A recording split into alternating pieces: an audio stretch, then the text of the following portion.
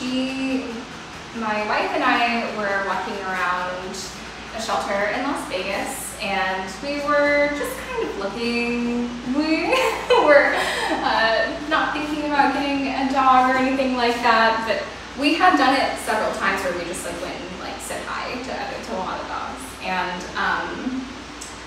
I saw Olive, and she was like huddled in the back. She was really happy still. She had like nipples like three inches long. Like she was like just gave birth. It was obvious.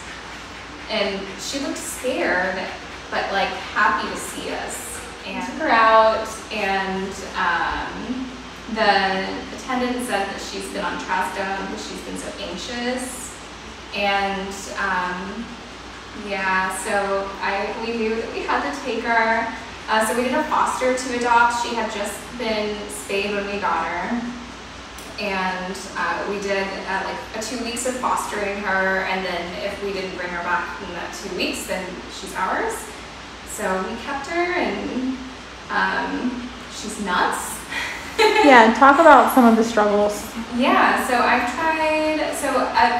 wanted to be able to take her everywhere, and I have PTSD, so I wanted like a friend to be with me while my wife was out like with military things. So I wanted to, have a companion, and Olive has been great, but I really couldn't take her anywhere because she, was just nuts and wanted to be around everybody and wanted to go see all the dogs and go see all the people. Was really like impolite about it.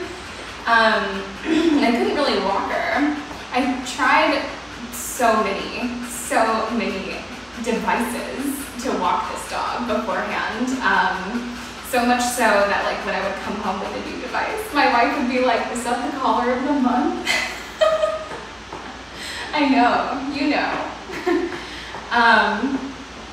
and we had tried training. I tried training her by myself. I tried training her with another like e-collar place. That didn't work. And then I saw y'all on YouTube just one night, like trying to figure out this dog, like what do I do? And I saw like a really old video of Josh walking a dog in the snow. And I was like, wow, like that's amazing. I wonder if we can find something like that here in Las Vegas. And then we got stationed in Williamsburg, and I was like, okay, like let's try that. Let's just see what it's like. Let's just send an inquiry, and yeah, talk to you. And you were booked out until March. That was August of 2020. You were booked out until March, which was honestly okay with us because we were like, well, this is really great. Like, it's okay if we have to wait. We pushed it back a couple months, but that's totally fine because now I walked this dog without her pulling and completely behind my leg. And that is just crazy. And she looks at me. She looks at us. We never used to be able to have her look at us. She's like almost dislocated my shoulders before. Like when I would walk her, I'd have to like really brace down because I knew she was about to sprint on like a 6-foot leash. Yes, you. Was it cool to follow the videos each day? Like, what did you think of that process? I think that I checked way too often. It was so neat to see. I'm like, oh my gosh, like, it was so neat to see the progress, and I'm so thankful that you upload as much as you do because I really missed her over the 3 weeks, and it was so strange not having her home. It was very quiet, but at least I had like the videos to rewatch, and yeah, that was really nice. What did you think like during the go home session? Was it what you had expected the results to be? Yeah. I think like surpassed my expectations really. I almost half expected you to be like, oh, we need 1 more week or something. And I would have believed you too.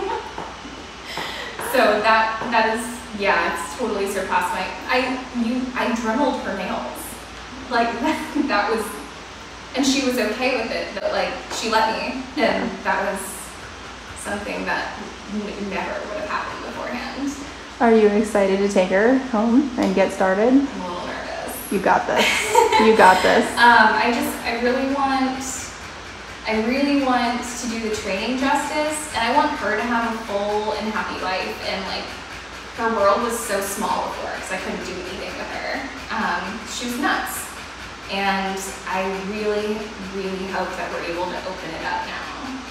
Like, you have there's such a full life ahead of you. Baby girl. Thank you.